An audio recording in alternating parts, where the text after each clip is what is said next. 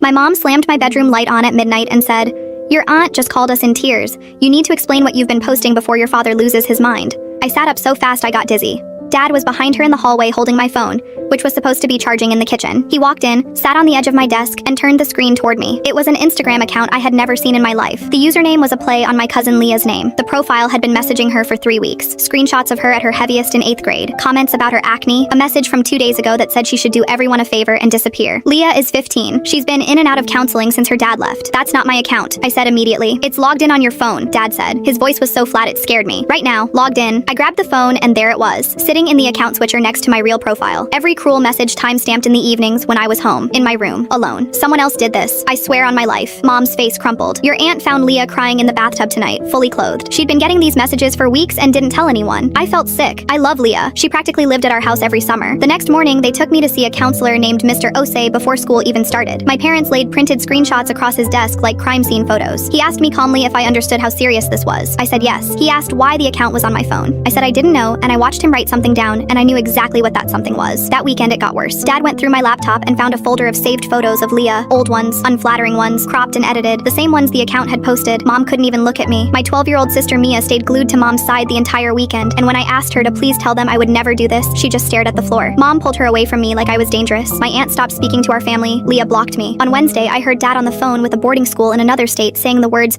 "We can't trust her in this house." Friday afternoon, they scheduled a family session at Leah's school with the counselor there and the district's IT coordinator, because the school was now formally involved. We all sat in a conference room, my parents on one side, my aunt and Leah on the other, Mia squeezed next to Mom, and me alone at the end of the table like a defendant. The IT coordinator, Ms. Grant, asked to see my phone. Then she asked for the account's email. Then she did something nobody else had thought to do in 3 weeks of destroying my life. She pulled up the account's login activity. The room was silent while she scrolled. Then she stopped. "This account has been accessed from 2 devices," she said slowly. "This phone and a tablet. Same home Wi-Fi network. Almost every login is from the tablet. The phone sessions only started 4 days ago." "I don't own a tablet," I said. My voice came out shaking. Ms. Grant kept reading. "The tablet logins happen between 9 and 11 p.m. The account was added to this phone last Sunday at 11:47 p.m. Last Sunday, when I was asleep. When my phone charges in the kitchen." I turned and looked at Mia. Everyone did. She had gone completely rigid, and her eyes were filling up, and it was not the scared crying she'd been doing all week. It was the caught kind. "Mia," Mom whispered, "do you have a tablet?" She broke, sobbing, hiccuping, all of it pouring out at once. Dad's old tablet from the junk drawer. And the actual reason my life had been dismantled. Last month, I told our parents that Leah had snuck Mia into a party with high schoolers, and Mia got grounded for 2 weeks and lost her phone. "You ruined my whole summer," she screamed at me. "Both of you did. You didn't even care." Nobody moved for a long time. Leah was crying. My aunt had her hand over her mouth. Then Dad stood up, walked around the table, and hugged me so hard it hurt, and I felt him shaking. On the drive home, he finally spoke. "That school we called," he said quietly. "Turns out we had the wrong daughter packed."